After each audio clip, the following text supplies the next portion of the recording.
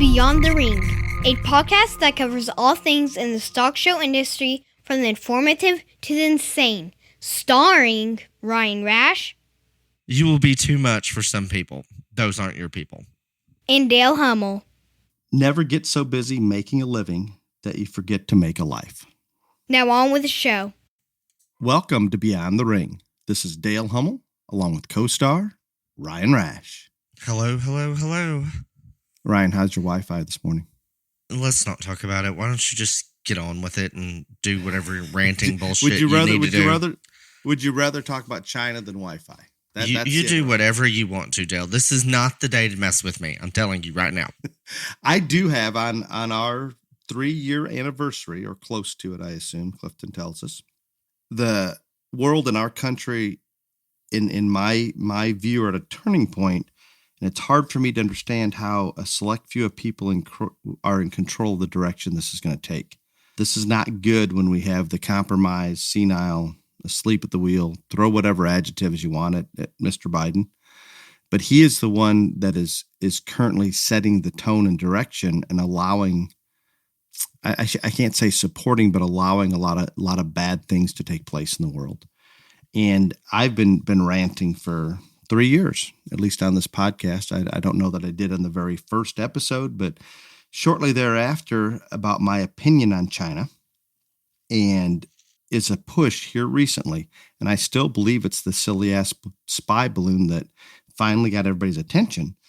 But there's so many things that they have done, China and the Communist Chinese Party, and Mr. Xi, to be specific, is completely in control of everything and will be for the foreseeable future.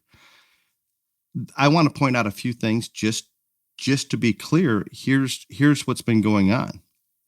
They've been orchestrating a well thought out plan. We've talked about this before, to basically become the economic and military world power. I can't blame them for wanting to do that. Great. But we don't need to sit back and allow this to happen. And they're taking several angles to do just this, and I'll cite a few examples. Fentanyl poisoning. It all starts with China supplying Mexican drug cartel. Why would China do this? Well, a couple reasons. It poisons the U.S. from within. I believe we had 100,000 deaths in the last, I don't know how long, last year from fentanyl poisoning. Think about the dollars that generates for the Mexican cartel and allows them more power to infiltrate the U.S. That's a great plan to bring turmoil to the United States. Look at what they're doing right now with the U.S. dollar in terms of devaluation of the U.S. dollar. These are all direct results of China's efforts to basically take over that position as economic world power. Countries have traditionally held the U.S. dollar as kind of their treasury reserve. That's what they have to fall back on. That's how they, in the past, have allowed their currency to have value and to be backed by the U.S. dollar. That is slowly changing, and China's the one that's pushing this, and they're getting countries such as Saudi Arabia on board, Brazil, even the political powers in Argentina are jumping on board at the moment. Let's talk about the big one, the release of COVID. Just as our President Trump had China beat down a little bit from an economic standpoint, was making progress to allow the U.S. to continue to be that economic power, intentionally or unintentionally, I tend to believe it to be intentional. China releases the COVID virus on the world, and all of a sudden, they're no longer the only ones in economic turmoil, but the entire world is, and they seem to benefit the most from such actions. China and Russia becoming allies, absolutely crazy in terms of those two coming together and supporting each other, supporting the war in Ukraine. The threats from China to Taiwan right now, and that's a whole nother topic I could spend a day on. And it's insane to me that the world's not stepping up and getting behind Taiwan. I don't believe that the United States alone is going to deter China from militarily taking over Taiwan. It's going to happen. China positioned themselves to take control of all the rare mineral deposits around the world, and they've done a very good job of it. At the same time, Joe Biden's promoting every car manufacturer to move to electric. All those batteries that are going to be made have to have those rare minerals that China now controls the bulk of. So let's become more dependent on China. Great plan, Mr. Biden. Great plan. Positioning themselves as a manufacturing hub of the world, we allowed them to do it. We encouraged it. I understand that for decades. And I thought originally when we started producing more in China, that would ease any tensions and allow for a better partnership. Absolutely incorrect. They have done nothing but taken advantage of it, and we've completely allowed that to happen. Purchasing food plants in the United States, processing plants, purchasing farm ground, we have continued to allow. Some of the states are finally stepping up and stopping some of those things. TikTok's ability to influence the youth through algorithms and push narratives. Now, I'm not even concerned as much about them stealing our personal data as I am the ability for such a platform to influence so many people in the United States without those people even knowing it. It's amazing what those algorithms can do and how they can pull and push certain narratives. Human rights violations. The final one that got everybody's attention. How can we possibly allow that balloon to fly over our country, over military bases, and be told that we're blocking their sending of information back to China when we come to find out it was all done in real time? They collected everything they needed to collect, and we finally shoot them down when they're done. Unbelievable that this just blows over us as a news story. The stealing of billions of dollars of intellectual property for years. We continue to allow that to happen. Nobody's speaking up. The propping up of North Korea, the propping up of Iran. China's going to support any dictator, anybody that's against the West, and specifically the United States. So some people have been raising this red flag for years, far before I ever got on the bandwagon, and it's fallen on deaf ears. We are just now starting to understand as a populace the threat from China. And it's real, people, and I'm not trying to be negative today, and I don't want to go down that path whatsoever. I just want everybody to understand this is a situation like I've never seen before, and it concerns me. That is a very long rant, Ryan. Thank you for allowing that to get off my chest. What? Sorry, I was asleep. Are you done now? I have your little French boyfriend I'd like to mention. That's 10 minutes. None of these people will ever get back. But anyway, I was taking a nap. Oh my God, Dale. Anyway. But some real news. Real news. Something from Hollywood or where? No, Senator Tom Scott has announced his exploratory committee for president, which basically that means he's announcing that he's going to run for president. So that is another person in the Republican primary of it all. And Fox News announced this morning, since the Republican National Committee split with the debate commission, the first Republican debate is going to be exclusively aired on Fox News in August in Milwaukee. And Rumble, who I don't even know who that is, to be honest, is going to stream it live. But you can watch it on Fox News and you can stream it live. But Senator Tom Scott running for president. So that's another person in the mix, along with two people, some person I don't know, Nikki Haley, and a washed-up governor from Arkansas, and Trump. Dale told me yesterday that the reason that DeSantis is not announcing yet, is because there is a law in Florida that currently says he can't unless he resigns his position as governor. And you were correct, Dale. How has this not been brought out before? Because it doesn't matter, because the Senate in Florida right now, the Senate is Republican and so is Congress, and they have assured Governor DeSantis that they will repeal this law if he decides to run. It's still interesting that nobody's talked about it to me. Yes, but that is sense.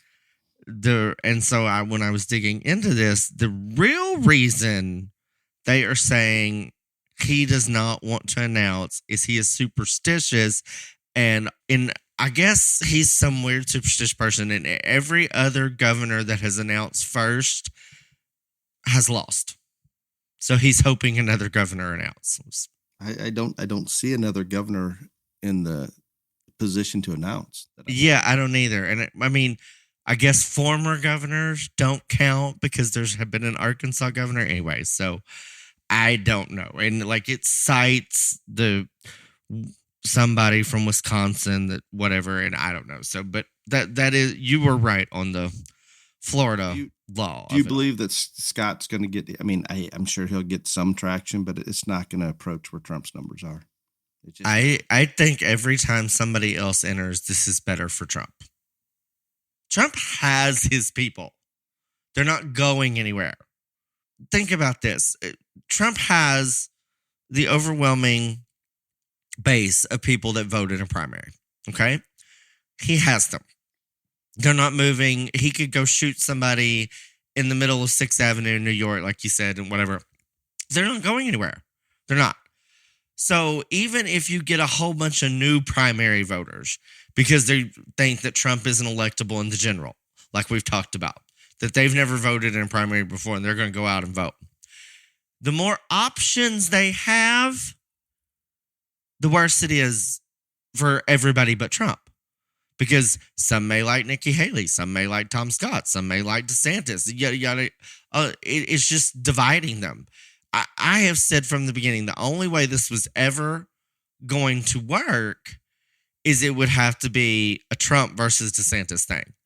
And all these other people are piling in. And I think a little bit of that is because, like, I like Senator Scott. I think he's good. I think he's, fairly articulate, well-spoken. I like his policies that he's backed, all this other stuff. I don't know if he has enough charisma and all this other stuff to be a serious contender, but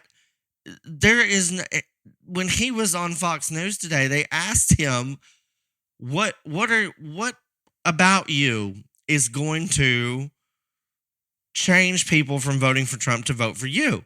He did not answer the question. They go back and said, no, but what is the answer to the question they asked you is why will they vote for you instead of Trump? And he just goes back to saying the same thing, that his story only happens in America. Well, all of our stories only happen in America. We are Americans. So yeah, it didn't work.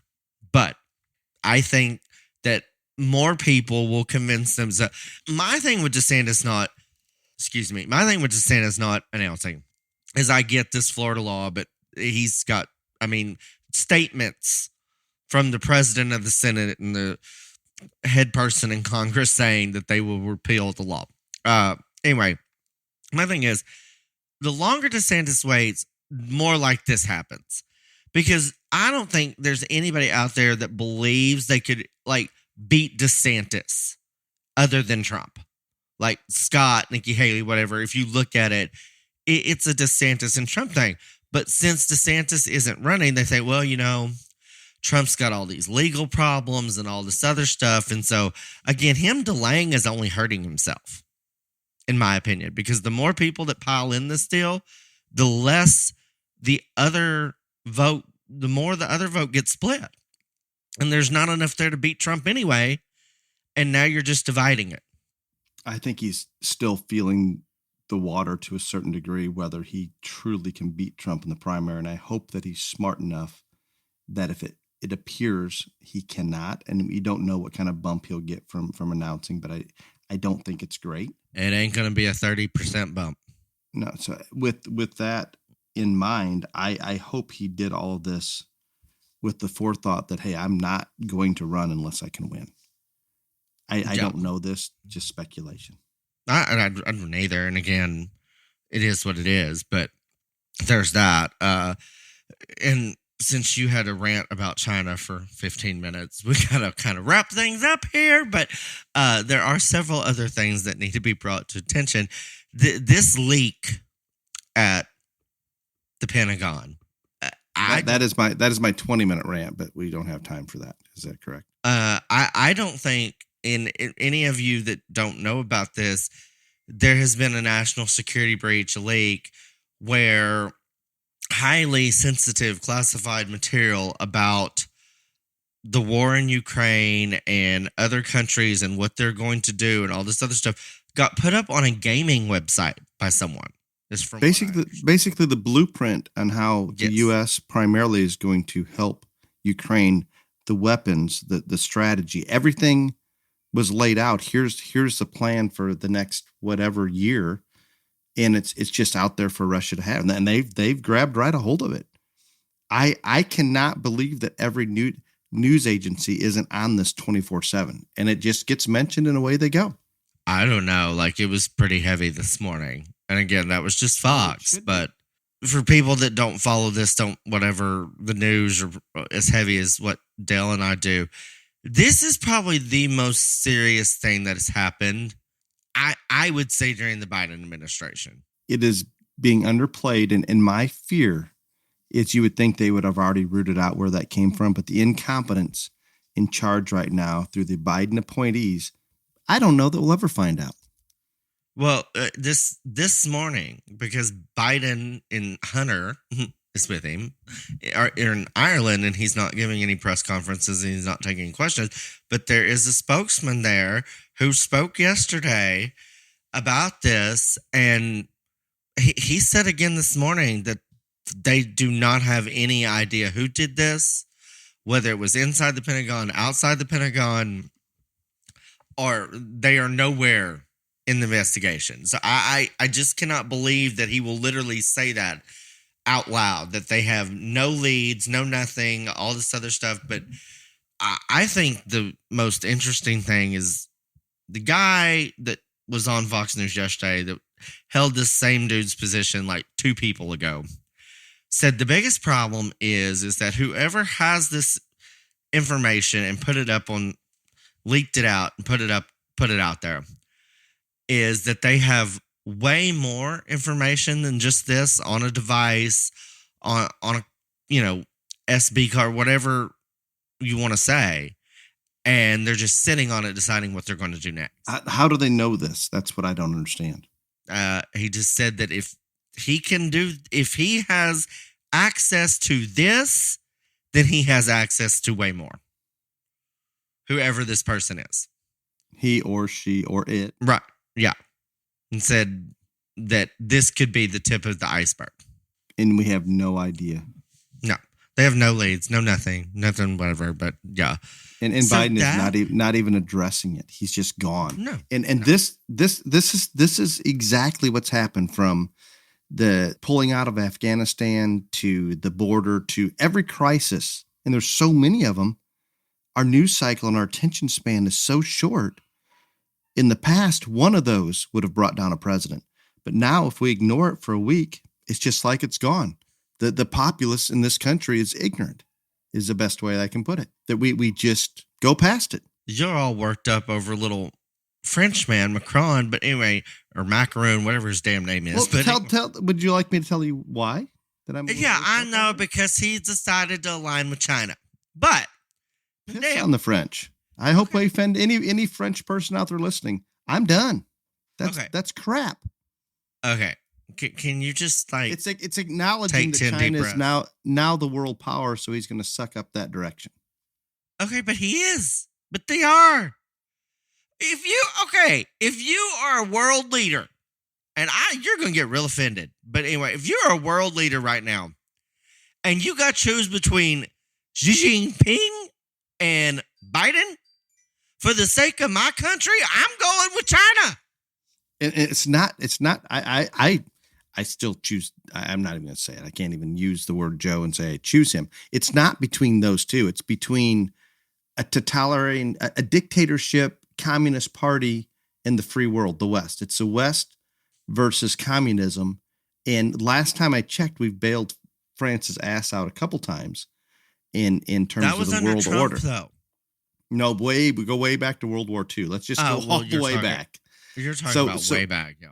So to me, it's the free world against communism. That's as simple as it is for me. And I am going to, those that are like your little boyfriend in France, that are in a position like that jump ship to take 50 businessmen over to China to strengthen the relations. It's bullshit.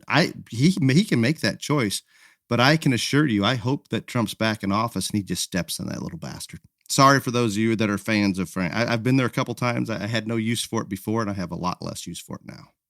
I'm not a big fan of France either, but I'm I'm just, out. and again, I don't know anything about the little man that runs the country other than he's short, but I wasn't a big fan of the place. But then there's this toxic chemical fire in the recycling plant in Virginia. There's shootings all over in just the bank in, I think it was Louisville.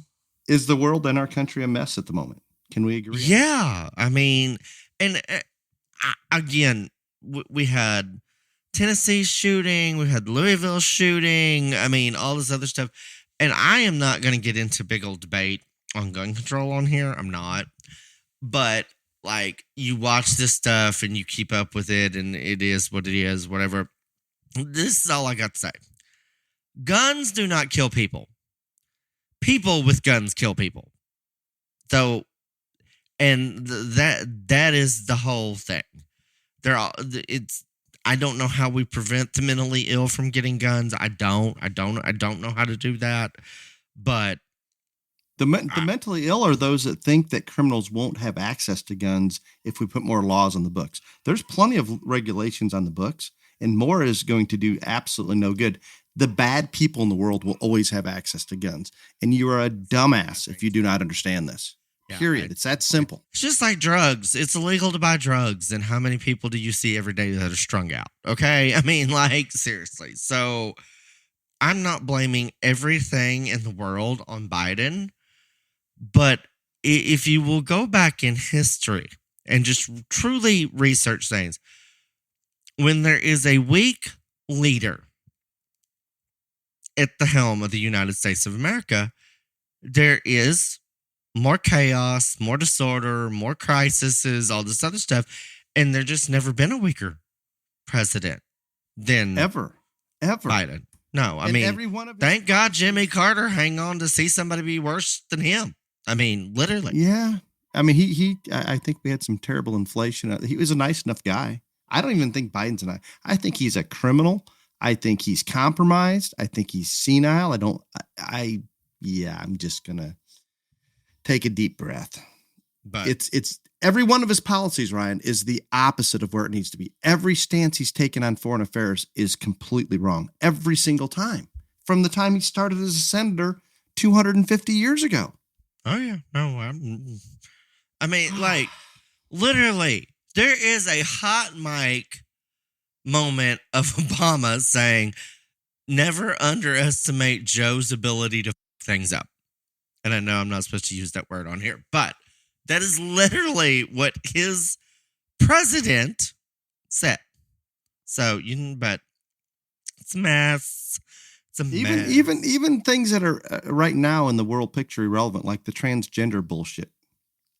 And the Bud sports Light world. of it all. Mm-hmm. All of it. It is unbelievable. Biden administration comes out now and says that if you in any manner interfere with a biological male that declares themselves a female from competing in female sports, you are in violation of the law. Screw you, Joe Biden, and the entire administration. And you can't get funding now, right? The college. Yeah, it's kind of like gun control. You're born a male, that's how you're going to compete. There is no debate on this. It's total bullshit. And I hope I offend every person out there that doesn't agree. I'm not going to say every transgender, because obviously there's some that are thinking clearly and see the difference. I cannot understand how the woke ass corporations are catering to whatever percent of the population that believes that. I cannot imagine it's over 1% of our population that would truly believe that. There's a lot of things in our 3-year anniversary that this has got me a little cranked up, angry. Yeah, I be honest with you. I think and again, I am not transphobic or anything like that. I don't care if that's what you want to do. It's pushing me to become transphobic, in case you're wondering. If that's what you want to do to be happy, and you think that's going to make you happy, I have questions about that. Like, I'd like to talk to you, but no. I do think that, and again, everybody needs a champion and a leader and a role model. But like Caitlyn Jenner, she, obviously she has stated multiple thousand times that, especially on the sports issue, that they should not be allowed to compete. That a man that is transgendered into a woman does not get to compete in women's sports. And so this is one of the most decorated athletes of all time. ever.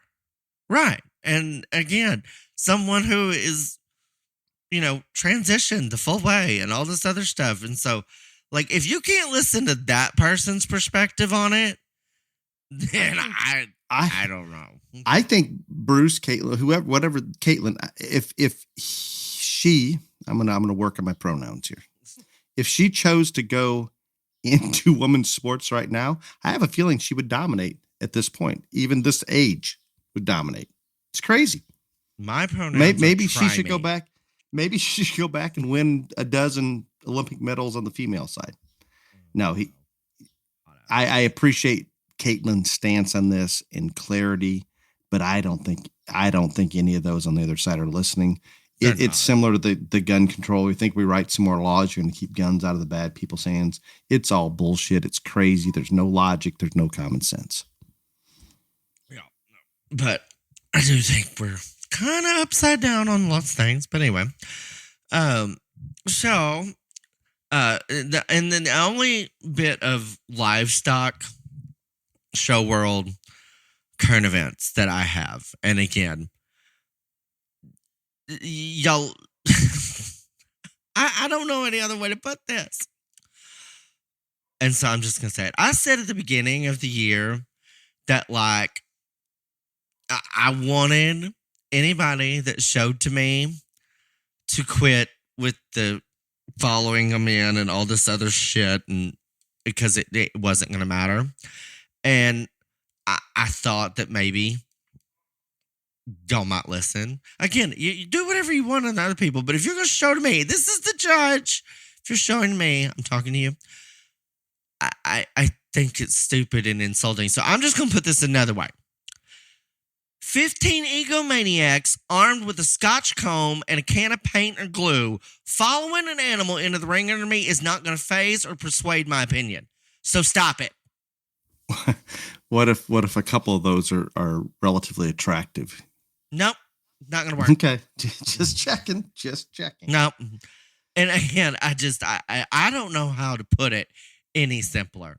Like, just don't do it. Like, you just look... Again, if it is somebody you don't know or whatever, all this other shit, I am the person here. I'm saying me. I don't care what you do anywhere else. But me. Quit doing it. If the person that is sorting the show is telling you to quit doing it, you need to quit doing it.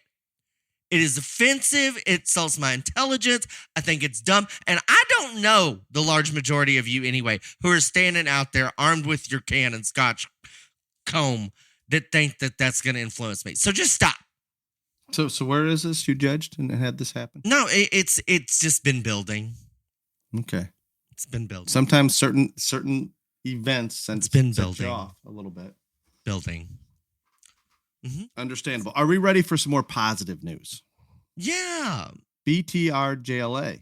Yeah, I want to thank Kiefer Auctions, Corey and JC Kiefer, for being the Region 3 cattle sponsor once again in 2023, as they were in 2022.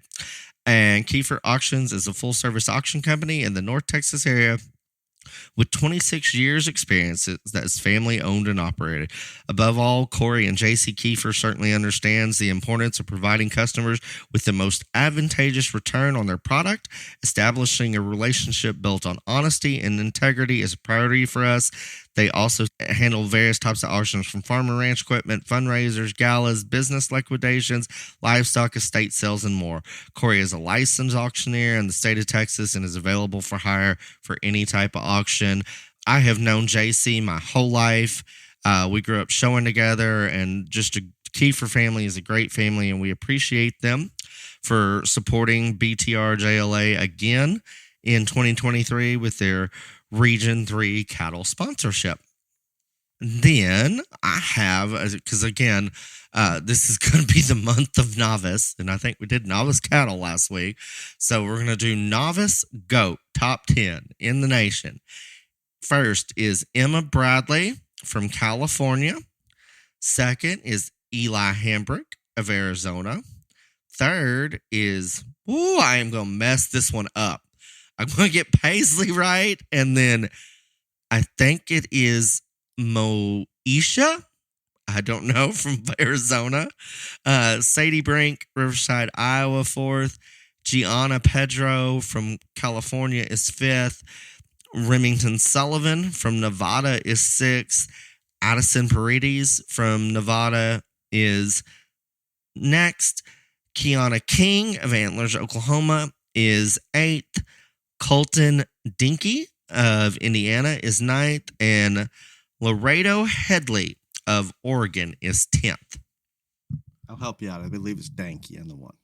Danky? Okay, well, I don't know. That poor Paisley in third from Flagstaff, Arizona. I'm sorry, girl. I don't even know how to come up with the pronunciation of your last name. So you did well on Sadie Brink, though. You nailed that one. Thank you. I try. So appreciate that. Congratulations to top 10 novice goat, and that is my BTRJLA for the week. Warmer temperatures are upon us, and the show season across the country is ramping up, particularly in the north. Those of you that have listened to this podcast know the importance of water consumption in show stock. It's time to implement your knowledge and try ShowFresh H2O. Low cost, huge benefits. ShowFresh H2O can be purchased at your local supply trailer and swampfox.com. Thank you, ShowFresh H2O, for your continued support of this podcast. Time for the main topic. Only 32 minutes into it, and I didn't even go on the 20-minute rant about the leak at the Pentagon and those things. We talked about it. Very minimal. We could do hours on that. It's such outrageous, and there's so little. I don't think we could go hours. People don't want to. They don't come here to sleep. I could. I think it's knowledge that people need to become. We need to become more aware of things outside our little bubble. Mm-hmm.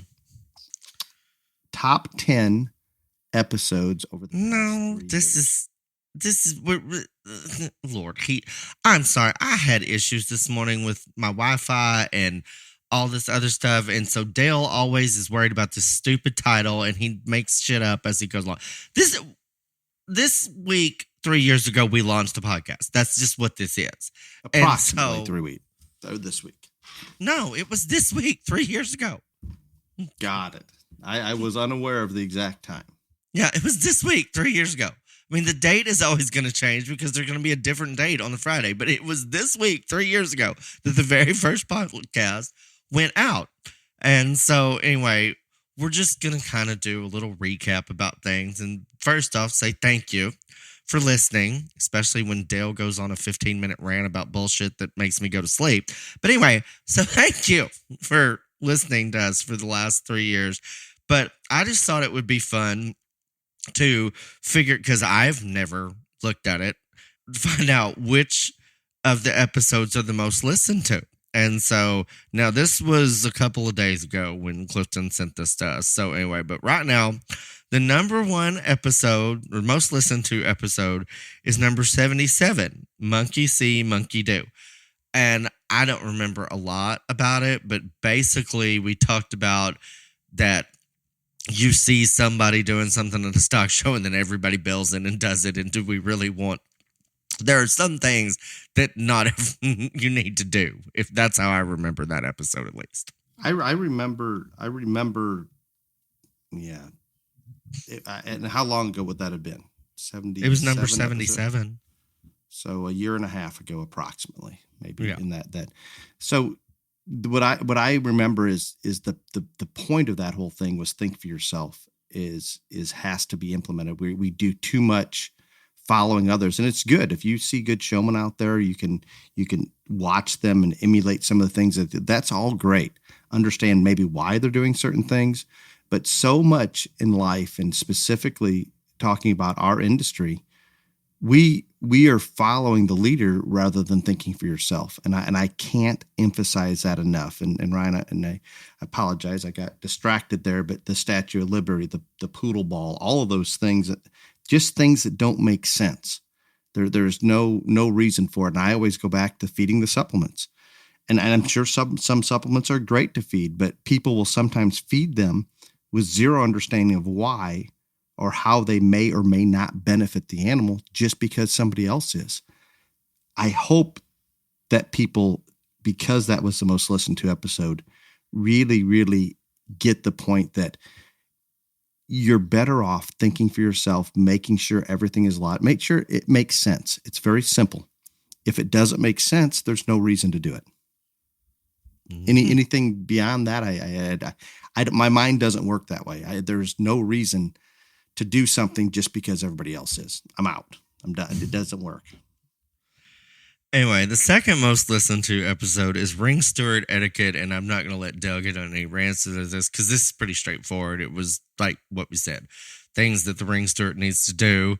The third most listened to episode, which I thought was a really good one, was Livestock Show Weights 101. And we talked about, whether it was weigh back, weigh in, where you needed to be, trying to put one in a certain class, all things that had to do with turning in or getting your animal to weigh what you needed it to at a show. And I thought that was a very good topic. I thought it had, lots of information in it. And obviously it was well received because it ends up number 3. I think it was informative, and I believe, and I hope it resonated, and you and I pushed it very hard and both agree on this.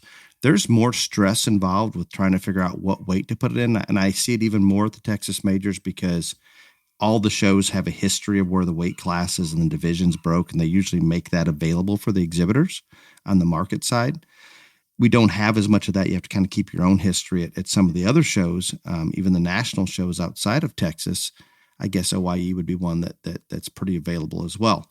But in general, I think we worry too much, and we talked about this. We worry too much about trying to get our animal in this specific class when we probably should worry about let's hydrate and feed to where that animal looks its absolute best.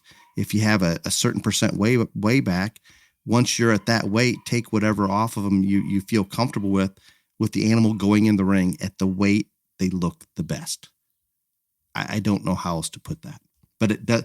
This what I'm saying right now does not happen as often as it should. No. And so again, good one. The number 4 is Back to Your Roots. And I am going to be completely honest with y'all. I have no idea what that one was about. See, and I enjoyed this one on a personal level, and I'm glad that it was popular. It must have been Dale's idea. That's why I blocked it out. No, this one I think came to me. My nephew Kate had called me one day and said, "Hey, he had been visiting with somebody, and it just reminded him of his upbringing and where he started and where he's at today, and how happy he is with how everything was that the one that Cade was on with us? That was the one that Kate was on. So he okay. See, I remember that episode vividly, but I just don't remember the title being Back to Your Roots. If you would have told me that was the episode Cade was on, then I would, yeah. But no, I did not.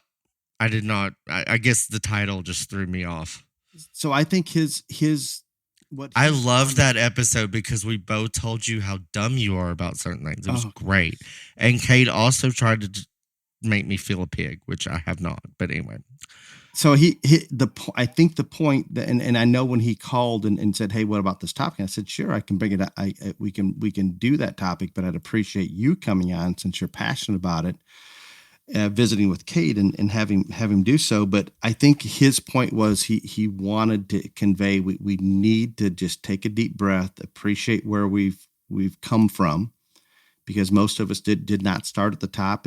I go back and tell the history of everything in my life, and we've told this many times, and I can promise you, Kate certainly didn't start out with anything special. It's just if you are willing to learn and progress, you're going to be able to. It just, there's nothing that's going to hold you back. And Ryan says this all the time, that to dream big, you can accomplish anything. And you hear this all the time, and it kind of just blows past us.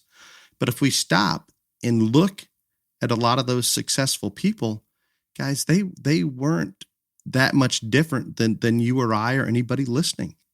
You just have to be determined, and don't be afraid to look outside the box and maybe do something a little bit different. If you do the same thing everybody else is every single day, that's where you're going to end up, at the same position. And that's fine. Some people are very content, very happy with that. And there's nothing wrong with that. But if you want to get above or beyond that, and that's your aspiration, and it's not everybody's, then you're probably going to have to think for yourself and sometimes do things a little bit different. So I like that one. I like it too, now that I knew that it was Which one Cade's episode. I had no idea. I had to cheat on a lot of these, Ryan. I did not go back and listen to them, but I looked at the descriptions of some of them that I couldn't remember. That's how you knew that was it, because I didn't do that. So, and that one, you're a cheater. That was an easier one. So number 5, I don't approve of this one. Yeah, number 5's County Fair Mentality, the sequel. But County Fair Mentality, which is before the sequel, obviously doesn't make the top 10. And County Fair Mentality is one of my favorite ones. Like, because I don't remember. Well, I think I know I had been on like the County Fair. Maybe that was like the 900. Every summer I do 900 county fairs. But anyway, County Fair Mentality, the sequel, is in the top 5, number 5, but County Fair Mentality isn't. And I'll just be honest with you people, I don't think the sequel was nearly as good as the trilogy or the original. So there you go. That's my opinion. No, you and I discussed it when we got done recording that. We thought, wow, that maybe didn't go real well. I think we had that conversation. Not that it was a terrible episode, but it wasn't going to have the impact the first one did. And guess what? Like most episodes, we were wrong. Yeah. Because County Fair Mentality, the sequel, is in the top 5, I'm going to say anybody that hasn't been listening for a long time, go back to number 40, County Fair Mentality, because it's way cooler. But anyway, so there's that.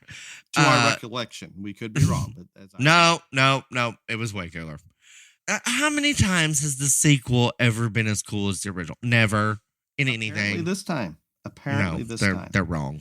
And we need to look at one other thing here before we leave that one. Part of the reason a lot of these are in that 70, 80, 90, 100 range episodes about a year and a half in. Obviously, people are going back and looking that discover us today, may go back and pick and choose what titles they want to listen to. And the early on, the longer they're out there, the more listens they get. However, when we did County Fair Mentality, I don't even know what episode that was, 40. Ryan. So it was early enough that we probably didn't have as many followers downloading it right then as we did maybe I'm trying to justify it because I don't understand. There is no justification. County Fair Mentality, the original, is cooler than the sequel. That's all there is to it. Next, age discrimination made the top 10. And this is probably, of the top 10, I'm going to be honest with you, the episode that I think was the best, the most informative, all the things. And we talked about how people backdate their animals, that, all that stuff that goes on with the aging of, and primarily breeding stock. And I thought it was a great episode. We got a lot of good feedback about it. And it was so good that we even had a follow-up episode, number 128, Age Discrimination Evolution. And that was with Matt Clays, because he took over with the NSA, and they have done some neat stuff to try to prevent this. NSR. Try to prevent this. And so far, it's been well received, and Dale said that we're going to wait till after the Pork Expo and see how that goes, and then bring Matt back on here so he can give us an update. But again, of the top 10, which I'm going to be honest with you, I was very confused by the top 10, but this is probably my favorite episode because I thought it addressed a real issue that has been around forever and is going to continue to be around. And I think we're just honest about it. Like, so that was my favorite episode at the top 10. So I think that the popularity, and again, we're just guessing at this. I think the age, backdating birth dates, age discrimination, however you want to put it, is talked about along ringside. It's talked about among individuals more so in private, but nobody's ever publicly called out that big old elephant in the room. And it's just that simple. It is out of control to the point that like there's no believing it, period. No matter what you tell me, I'm not going to buy into where some of these animals are in terms of a rate of gain or their mature look or whatever it may be. I appreciate that Matt Clays has implemented, I believe at the Southeast Regional is maybe the first show, and I could have the show wrong. I apologize that was implemented.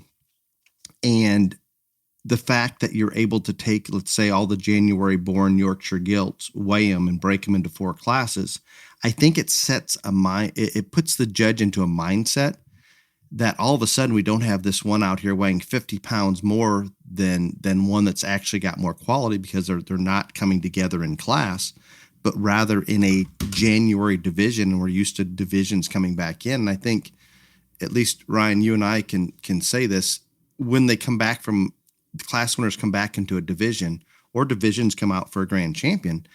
I'm not overly concerned as long as they're within a acceptable range of weight if it's a market animal, but it's easier to use those animals that are smaller in a division than sometimes it is to even get them out of class for some people because they're worried about we have to use the higher performing, the heavier, these type of things that unfortunately sometimes lend themselves to those that are just lying a little bit more. So again, my favorite episode at the top 10. Then we come to the next 3.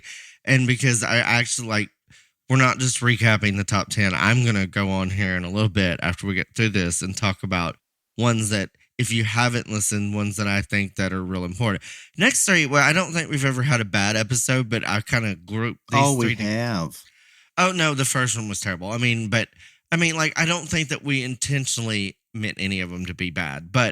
And I don't think these 3 are bad, but in the grand scheme of the 100 and something we've done, I just thought that they were a little generic and, whatever. I don't think that their information was nearly as important or intriguing as some, but Do's and Don'ts was an episode that we just talked about things, do this, don't do that, to help just the general, help exhibitors, help the general atmosphere kind of shows in general, but it wasn't anything, I remember it. Life-changing.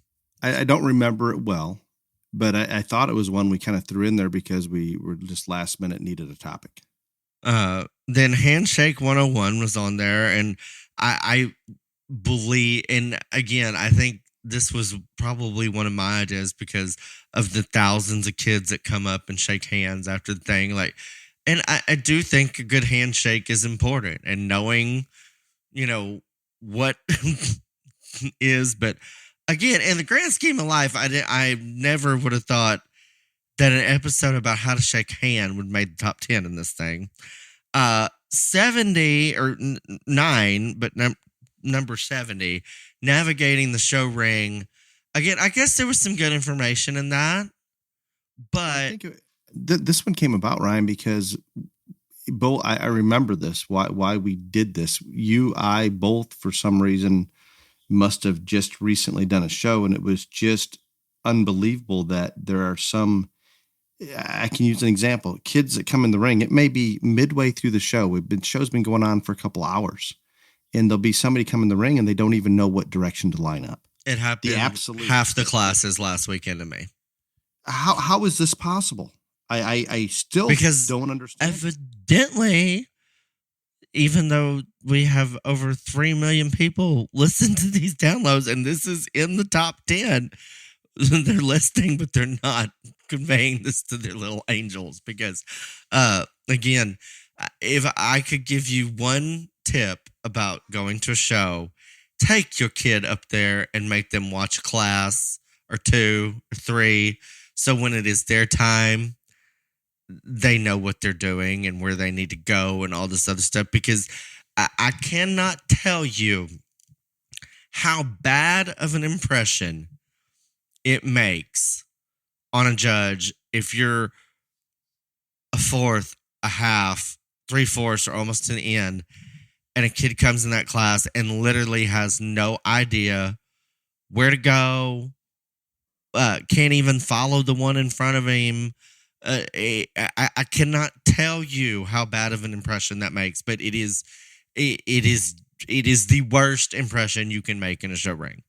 But clearly, since it still happens every show I go to, we're not making a big impact on this deal.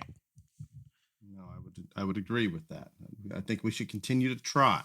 Yeah, no, I preach it, but and then finally the rounding out the top 10 was Power of the Purse, and this was talking about, what role does price play in the show world and all this other stuff and the junior livestock show industry. And we just talked about that there's going to be people that have unlimited funds and stuff like that and all this other stuff. So I get why that one's in the top 10 more than most of them that are in the top 10, I'll be honest. I think right now, especially and show animal prices from as long ago as I can remember, for the most part, have been on an upward trend in terms of cost. I'm sure there were certain years maybe they were a little off in a given species, but for the most part, it continues to climb on the average, especially animals that are at the higher end. They continue to get more and more expensive. So I understand that, and I think that's a fairly hot topic. So that one makes a lot of sense to me. If we just look at the title alone, that's one a lot of people are going to click on. Yeah, and I think that we probably, the one thing that Dell and I have kind of discussed since we saw this top 10, maybe it is we need to put more effort into our titles. I don't know. But so that's our top 10. I just want to go over a couple, maybe more than a couple, but anyway, that I thought were really, really good episodes that if you haven't been with us from the beginning, you might want to go back and hit these. And the first one is episode number 2. And it was with Matt Clays, and it was all about drug testing. And again, I doubt there were many people that were listening at the very beginning, but that episode was chock full of information. I know several people that have listened to it since and told me that they learned so much about this aspect of the show industry. So if you haven't listened to episode 2 with Matt Clays, I would tell you to give it a listen. No, that one, Ryan, I have there, and maybe deemed that the most educational from a technical standpoint, and giving information the way Matt does. And he's got such a powerful mind on the scientific side of things. He's probably as good as anybody that I know that can break down the biology of something and comprehend it. And then one of the few people that can take it from that level and put it into words that those that are not maybe as science-based can understand. Just incredible the way he breaks those things down. And again, I'm with you, Ryan. I don't think at that time, I don't remember we were at a 7,000-8,000 downloads in the beginning there, right off the start, or somewhere in that range. So I don't think we're getting near as many downloads then as we do now. And I think you're right. I think maybe there's some people that missed that episode, and I have no idea what you and I, in terms of getting used to going back and forth and bringing a guest on. I don't know the mechanics of it, how it all flowed together, but I do remember there was incredible information in that particular episode. No. Not because of UI, but Matt provided those. Oh yeah, I didn't provide anything, but I thought I listened. So anyway, again, and then another one that, and this is going to be probably, I get why probably this wasn't one of the most listened to or whatever, but I think even if you aren't gearing up for this, something I think it's interesting that everyone find. Episode 42 was So You Want to Judge a Show, and we talked about if you wanted to be a livestock judge, not just in the collegiate deal, but we're talking about actually get out in the ring and under the bright lights, whatever things that you needed to do. And even if you have no desire to judge a livestock show at all, ever, I think it's an interesting perspective to listen to, because we talk about not only what makes a good livestock show judge, but also some things that you need to think about if you're going to take on that role. So that was one that I think, if you haven't heard it, you might want to go back and listen to. No, I would agree. I think there's a lot of misconceptions, and I don't remember, Ryan, what we addressed specifically in there on one topic that's kind of a hot spot for me, and we've talked about this in the past few episodes. Sometimes it has more to do with getting hired that one time at a certain level, and then it just snowballs. People continue to use that name for the wrong reasons. And sometimes it works out great. They go on and do a great job, boom, boom, boom. But you'll also find just as often somebody that does a horrible job at a certain level, whether it's state or national show, and they continue to get more at that level simply because they got that first invitation. Another one that I think was something that everybody's worth going back and listen to is 43, show ring etiquette. And we just talked about how you need to act and present yourself when you're an exhibitor in the show ring, or you're a parent or a broker or a breeder standing outside the show ring. And I'll be honest with you, we could go back and do this one again because people need to follow up on it. But I think that one's worth listening to. I think, Ryan, and just as you brought that up, I think we struggled more for topics in the first 30 or 40 than we do now for some reason. I don't know why. You seem to come up with a bunch of them here recently, or the past 6 months or so.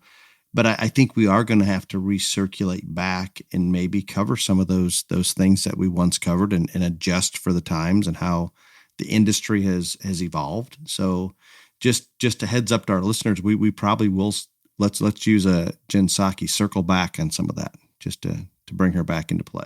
One of my favorite episodes is one, and I don't know how this didn't make the top 10. I'm a little offended, but number 50 was one judge, two judge, three judge more. And we went over what the pros and cons of having a singular judge, two judges, a three judge panel, all this other stuff. And I can tell you, other than one that I'll bring up a little later, that one got more personal response to me, like more people calling, texting, snapping, whatever. And so I was shocked it wasn't in the top 10, but I really liked that episode. I would agree. And I had more response on that, not necessarily saying, wow, that was a great episode, but people wanting to express their opinion, and they weren't all the same by any means. Right. Another one that, again, is just kind of a general deal, but 100 was do better. And it was, I know why I did it, because I got mad about people talking about kids and families that were successful, and whether it was on the internet or in person or social media or whatever. And I just had fed up with it. And so we just went over the fact that we can all do better in lots of different ways. But again, that's just a personal one for me that I thought people might listen to. And so is 104, God Bless the Peanut Gallery. And that's all the people up there that, when it doesn't work out and it doesn't go their way, they feel like that they just have to air it all out somewhere. So again, not a whole lot of informative there, but I liked both of those episodes. Excellent. I think that you hit some of the same ones that I would have that I enjoyed, and sometimes just to give our listeners some insight on what Ryan and I are discussing after we do an episode or whatever. It is interesting that some of them that we really enjoy, we know sometimes aren't going to be as popular, and I can't explain why.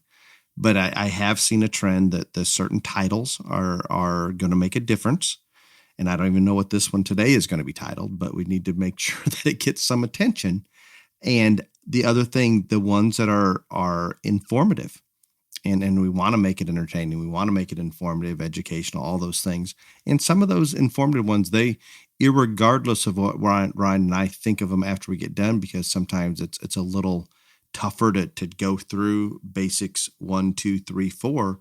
But the good thing is there's a lot of people out there searching for that information, and we're happy to sit down and do that. In our mind, we don't assume those to be as popular, and maybe not all in the top 10 by any means, but their numbers are always very, very good. Just like almost all the showmanship, Brian, those have been very. I'm so tired of talking about showmanship. I know, but those did not break the top 10, but they're right there. I mean, they're always higher than average. So I like that thought that we continue to do some more of that, even though it's not always the easiest for us to sit down and talk about. And I know that we're running long and we still have Dale's favorite question to answer, but there are a couple more that I think are worth mentioning. And another one, very informative, is 116, Build Barns Better. And Dale and I talk about all the things in terms of show barns and I've built several, and I'm sure I know Dale has too, but we talk about things that have worked for us, strategies, things that we think you have to have, things that are nice to have. And so again, I know not everybody is going to either remodel their show barn or build a new one, but I still think that's a very good listen, in my opinion. Nope, I would agree with that. The next 4, and again, I'm not going to go long on them, but anyway, they're 145, which is just recent, Backdrop Ready, talks about all the things you need to do. Not even if you're just a showman, I'm talking about a group. When you go to the backdrop and picture, it talks about all the things that you need to do. And anybody and everybody needs to listen to that again.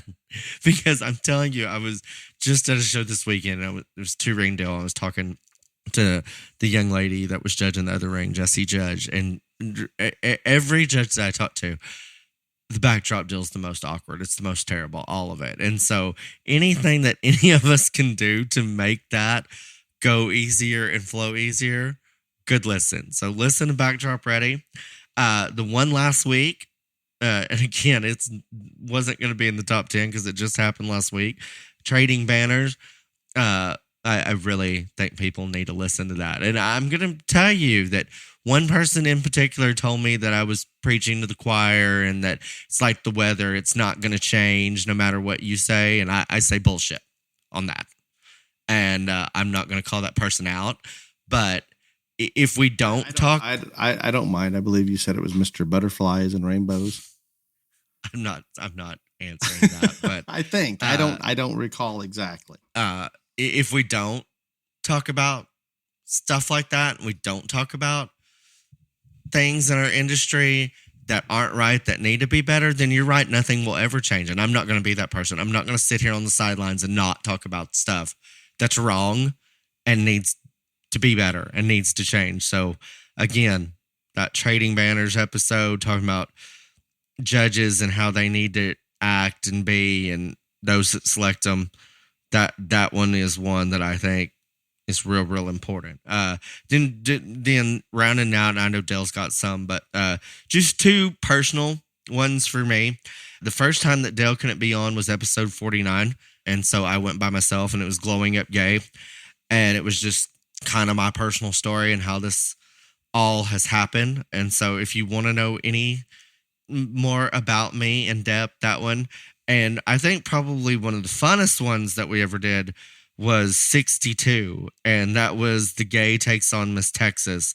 And we talked about how livestock shows and beauty pageants were the same. That was the week that I judged the Miss Texas pageant. And so those are all ones that I think that if you're bored, got a long drive, anything like that, might be worth revisiting. Excellent. And a lot of those are the same ones that I was at, Ryan. So I don't have a specific list.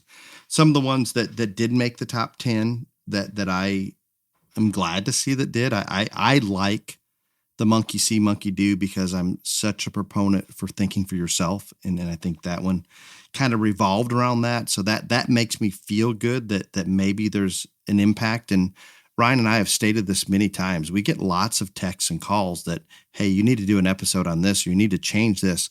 We can't change anything. And we've stated this many times. We can bring up different topics and different situations and get people discussing it. And I think that's the beginning, or that will initiate change, hopefully, if we get enough people behind us.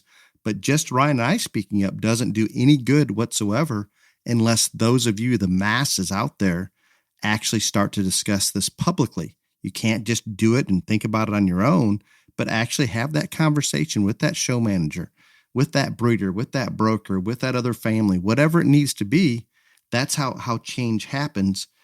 And the fact that we've had so many different episodes on a variety of topics, there's a lot to choose from. And now that we've been doing it for 3 years, somebody can come new into this and just pick out 2 or 3 episodes they really want to listen to. And maybe they don't listen to the rest of them. That's great.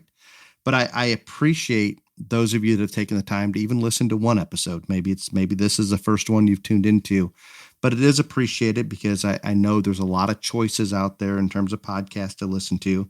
And I've become more of a podcast listener since we started this because, as Ryan and I both stated, I don't know, Ryan, to my knowledge or memory, neither one of us had listened to more than a single podcast or 2 prior to doing this. And I still have not. Yeah. So I will listen. Now I listen to Joe. I listen to a lot of them now. Prior to that, I just didn't. But I enjoy doing so now. It keeps me awake when I'm driving. It's just, I would rather listen to an informative podcast than the radio or something else.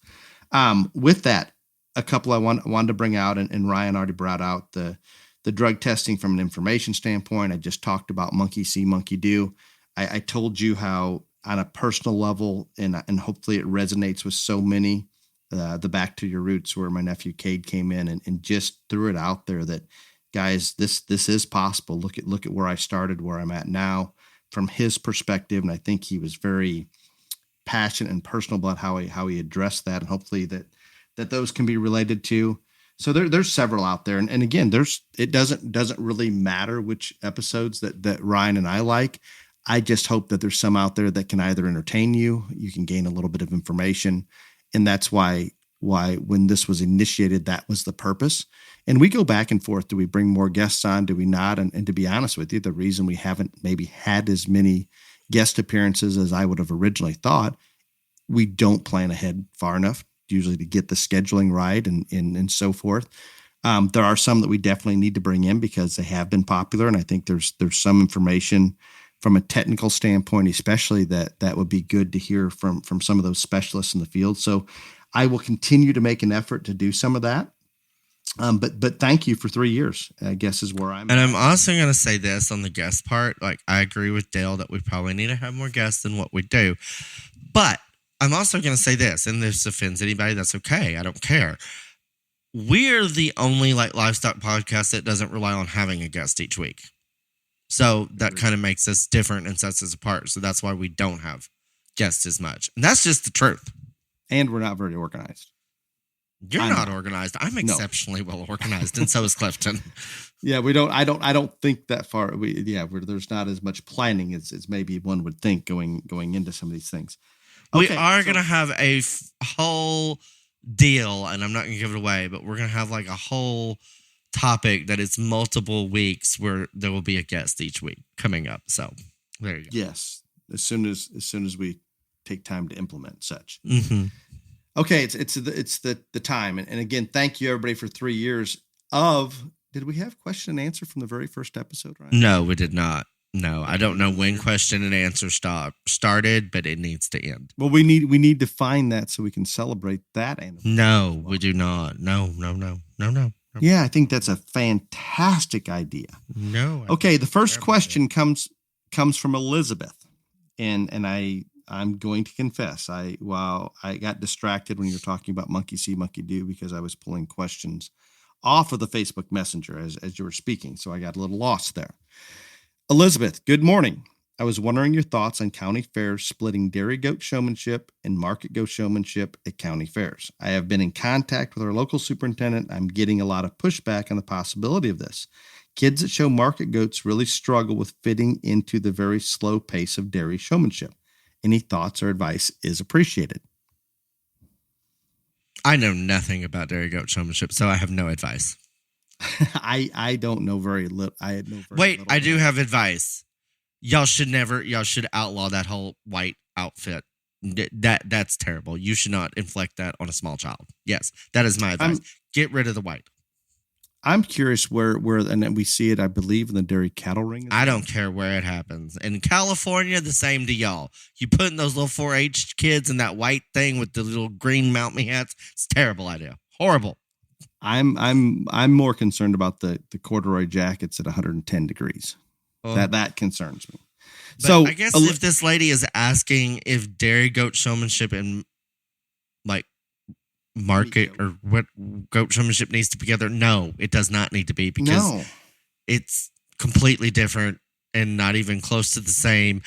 And I a lot of times when you're showing a weather dam as or the full bloods or whatever, I could tell you that, like, I judge a lot of those showmanships, and all different kinds are out there, and I can still pick the one that I think the best. But there is a big difference in showing a weather dam and a market goat that has to be braced to the ones that don't. And so if I'm going to split something in terms of goat showmanship, and it would be that. Like, so there you go. And get rid of the white. For the love of God, get rid of the white.